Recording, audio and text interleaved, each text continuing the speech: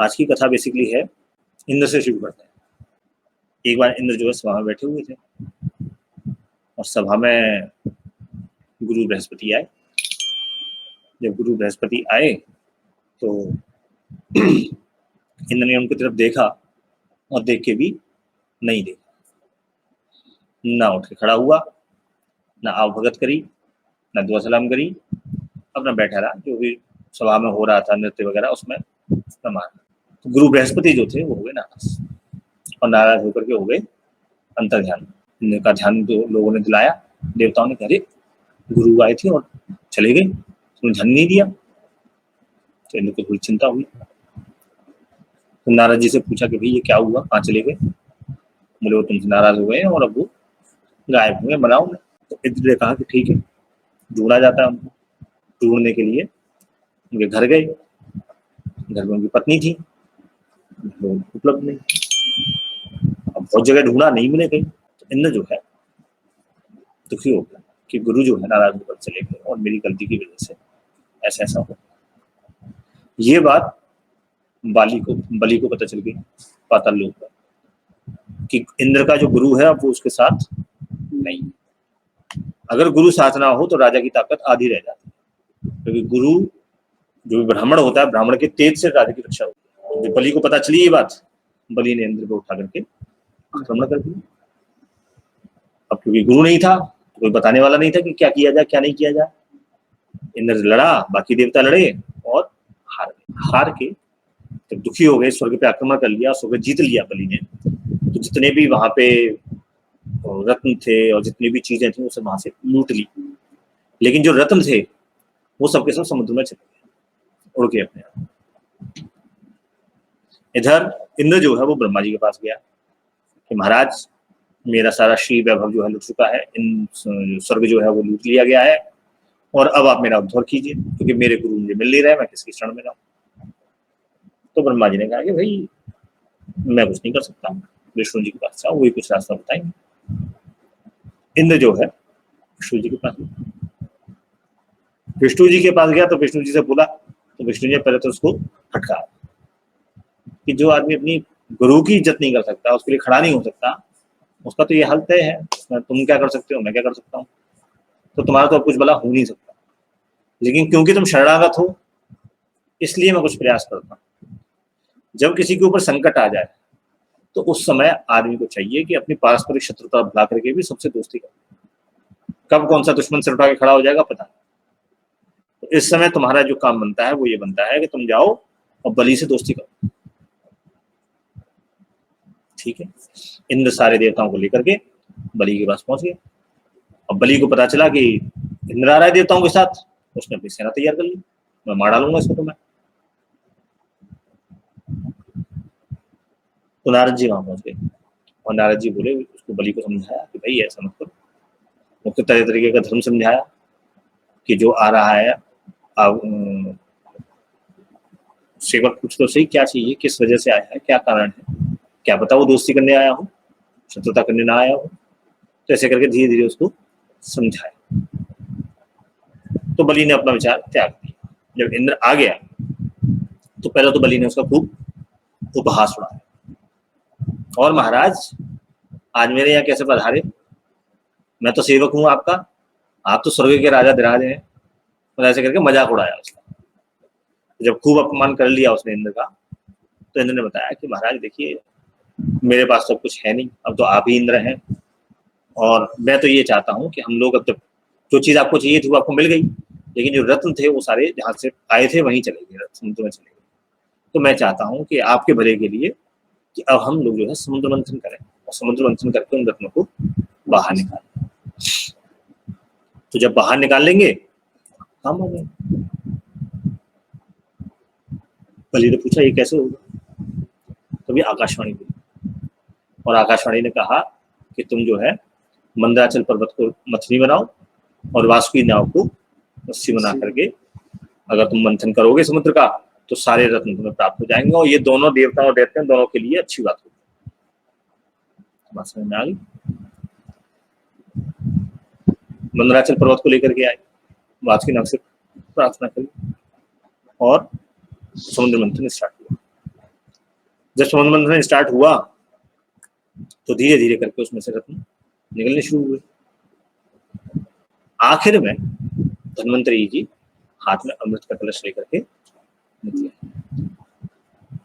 देवता जब तक धन्वंतरी जी की तरफ देख ही रहे थे, इतनी देर में एक राक्षस जो है वो कलश उनके हाथ से छीन करके वो पाताल की तरफ भाग गए। तो सारे दैत्य भी पीछे पीछे चले गए और पीछे पीछे देवता भागे सारे। देवताओं ने दैत्य से कहा, उससे बलि से कहा कि भाई ये तुम अमृत लेके भागाए, बोले महाराज सारे बड़े और रत्न तो आपने ले लिए, और चित्रवा घोड़ा ले लिया, ये ले लिया, लक्ष्मी जी ले ली, फलाना ले लिया, हमें क्या मिला? अब तो ये मिल गया हमें, अब तुम अपने घर और हम अपने घर, सब बराबर हो गया मामला। इंद्र थोड़ा गया, बोले ये तो अमृत ले गए। इंद्र विष्णु जी के पास पहुंचा कि महाराज कुछ करो। विष्णु जी बोलते हैं चिंता मत करो, मैं कुछ करता हूँ। और उन्होंने मोहिनी रूप बना करके पाताल लोक पे, इधर सारे दैत्य आपस में लड़ रहे थे कि भाई पहले मैं पीऊंगा करके लड़ाई हुई थी।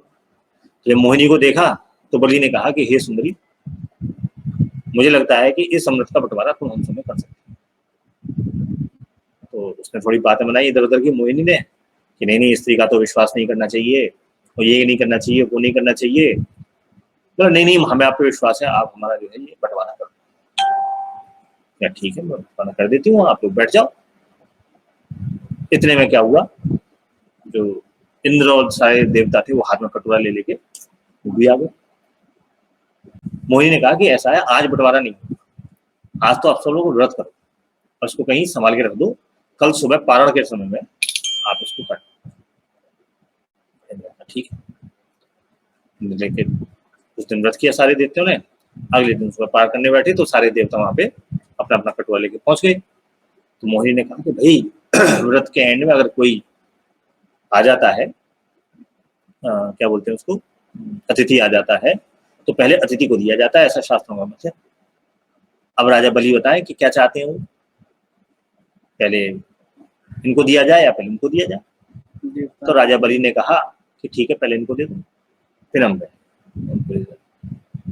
ठीक है, सबको एक लाइन में बिठा दिया। इतने में एक दैत्य जो था राहु नाम का, वो सूर्य और चंद्रमा के बीच में जाकर के बैठ गया। तो मोहिनी ने जब अमृत दे रही थी तो जैसे ही उसने राहु को दिए, राहु उसको पीने वाला था, इतने में सूर्य और चंद्रमा ने उठ करके खड़े होकर के ये तो दैत्य है। तो विष्णु जी ने अपना सुदर्शन चक्र चलाया और उसकी गर्दन काट दी, लेकिन तब तक वो ले चुका था, उसका गर्दन अलग हो गई, धड़ अलग हो गया, एक का नाम राहु हो गया, एक का नाम केतु हो गया, और तब से वो सूर्य और चंद्रमा की शत्रु हो गए। अब इसमें जानने वाली बात यह है कि हमारा यहाँ एक श्लोक है, और वो श्लोक है ब्रह्मा मुरारी त्रिपुरांतकारी भानु शशि भूमिस्तो बुधश्च गुरुश्च शुक्र शनि राहु केतव कुर्वन्तु सर्वे मम सुप्रभातम्। इसमें सभी ग्रहों के नाम, बुध का भी है, गुरु का भी है, मंगल का भी है, भूमि का भी है, सारे ग्रहों के नाम है, शुक्र का भी है और राहु केतु भी है। तो राहु और केतु ग्रह कैसे हो गए? छाया ग्रह बोलते हैं। छाया ग्रह बोलते हैं, क्यों बोलते हैं छाया ग्रह? क्योंकि फिजिकली है नहीं, हाँ, पर वो बनते हैं। सूरज और चंद्रमा कैसे ग्रह बन गए? वो भी वैसे तो ग्रह तो नहीं है, ग्रह तो नहीं है, चंद्रमा उपग्रह है, सूरज तो केंद्र है। तो फिर कैसे ग्रह बन गए? तो फिर कैसे हमारे श्लोक में ये बात आई कि ब्रह्मा मुरारी त्रिपुरांतकारी भानु शशि भूमिस्तो बुधश्च और गुरुश्च शुक्र शनि राहु केतु कुर्वन्तु सर्वे मम सुप्रभातम्। और कई जगह ये भी आता है सर्वे ग्रह शांतिकरा भवन्तु, आधी जगह ये भी आता है। तो इधर ये ग्रह कैसे हो गए? हमारे तो जो मेरे समझ में आ रहा है ये है कि जितने भी ध्रुव जो है, ध्रुव के साथ जितने बंधे हैं सारे ग्रह ही। तो बाकी लोग भी बने हुए, उनके नाम क्यों नहीं है? यम अरुण वरुण के नाम क्यों नहीं है? यम इसलिए नहीं है क्योंकि हमारा जो ज्योतिष है, ज्योतिष हमारा ये कहता है कि ग्रह क्या है। हमारी डेफिनेशन और वेस्टर्न साइंस की जो डेफिनेशन है वो अलग है। वेस्टर्न साइंस की जो डेफिनेशन है वो बदलती रहती है। जैसे उनके ग्रह पहले 9 हुआ करते थे, उनके ग्रह 8, तो वो ग्रह पर डेफिनेशन उनकी बदल गई। ठीक है, वो टाइम टू टाइम उसको चेंज करते रहते हैं। हमारे यहाँ ये सिस्टम नहीं। हमारे यहाँ ग्रह की डेफिनेशन ज्योतिष में ये थी कि भाई जो ग्रह मनुष्य के जीवन पर प्रभाव डालते हैं वो सब ग्रह हैं। जो भी पिंड है, ज्योतिष पिंड है, जो मनुष्य के जीवन पर प्रभाव डालते हैं वो सारे ग्रह हैं। अब चाहे वो सूर्य हो, चाहे वो चंद्रमा हो, चाहे वो कोई और ग्रह हो, ये सारे के सारे क्या है, ग्रह ही है। राहु केतु भी असर डालते हैं। ठीक है। अच्छा, तो फिर अब राहु और केतु चंद्रमा और सूरज को कैसे खा जाते हैं? मालूम है क्या पोजीशन होती है? एक बार अर्थ जो बीच में पृथ्वी जो बीच में आ जाती है चंद्रमा और सूरज की, और एक बार चंद्रमा बीच में आ जाते हैं। पेन है? पर ध्यान नहीं रहता है, देखा तो अच्छी तरह। आज ऐसा बताऊंगा कि ध्यान, ये सन है, आप लोगों को दिख रहा है? नहीं दिख रहा, अच्छा दिख रहा है, अब दिख रहा होगा। ये सन है, फोकस में नहीं आ रहा, आ रहा है फोकस? क्या मालूम। ये सन है, ये अर्थ है, ये मून है।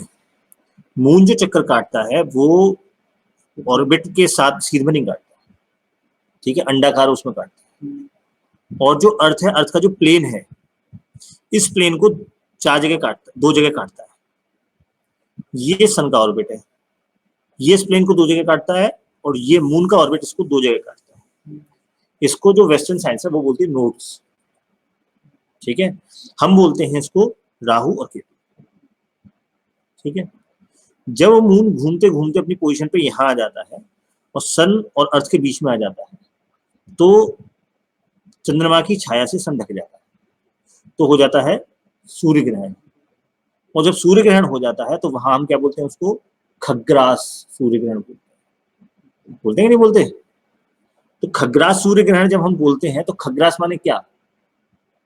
इसको पूरा खा लिया, ग्रास माने गस्सा, खा माने पूरा का पूरा खा लिया। तो ये कहां से आया खग्रास? सूर्य, ये राहु केतु की कथा से आया। तब हम कहते हैं कि राहु ने सूर्य को खा लिया।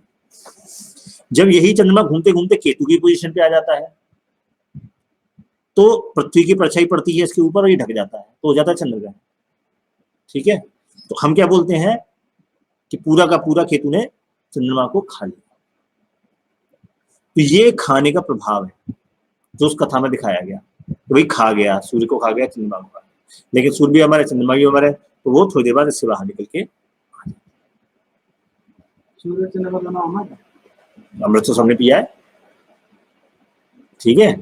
तो बाहर निकल के आ जाते हैं और जगह पर जाते हैं, ठीक। तो सूर्य ग्रहण और चंद्र ग्रहण और ये राहु केतु, क्योंकि नोट्स हैं, कोई प्लेनेट नहीं है, इसलिए इसको हमारे छाया ग्रह कहा जाता है। जब हम कुंडली बनाते हैं तो ये जो हमारा श्लोक है, इस श्लोक में ग्रह इसलिए कहा गया है कि ज्योतिष में हमारे यहाँ ग्रह उनको माना गया है जो मनुष्य की लाइफ में चेंज लाते हैं। ऐसा नहीं है कि उन लोगों को ये नहीं पता था कि 3 प्लैनेट्स और हैं, नेपच्यून, प्लूटो और यूरेनस, ऐसा नहीं है। तो यम, अरुण, वरुण के नाम से वो भी हमारे यहाँ जाने जाते हैं। लेकिन ये माना जाता है कि वो इतने दूर है, उनका परिभ्रमण काल इतना ज्यादा है कि वो मनुष्य के ऊपर, जातक के ऊपर कोई बहुत इम्पैक्ट नहीं डालते। इसलिए उनको जब हम कुंडली ड्रॉ करते हैं तो कुंडली में उनको इसीलिए नहीं लिया जाता। पर होंगे तो वो भी ग्रह है। ग्रह हमारे ज्योतिष के हिसाब से नहीं है, हमारे ज्योतिष के हिसाब से वो सिर्फ ज्योतिषी पिंड है, ग्रह नहीं। ग्रह हमारे यहाँ वो है जो कुंडली में काढ़े जाते हैं, सूर्य, चंद्रमा, राहु, केतु दिखाए जाते हैं कुंडली में। उसमें यम, अरुण, वरुण नहीं दिखाए जाते, ठीक है। उसमें यही 9 ग्रह दिखाए जाते हैं, ठीक है। वेस्टर्न के हिसाब से ये कुछ और, लेकिन दिखाता जब वो भी कुंडली जब बनाते हैं दिखाते वो भी यही 9 है, क्योंकि वो बनाते ही के हिसाब से, वो बनाते यही के हिसाब से, ठीक है। लेकिन वो क्यों है 9? इसलिए 9। क्लियर होगी बात? ये था आज की कहानी का ऑब्जेक्टिव, बताना कि राहु केतु क्या है, ग्रह क्या है हमारे हिसाब से। अब आ जाते हैं तर्कशास्त्र पर।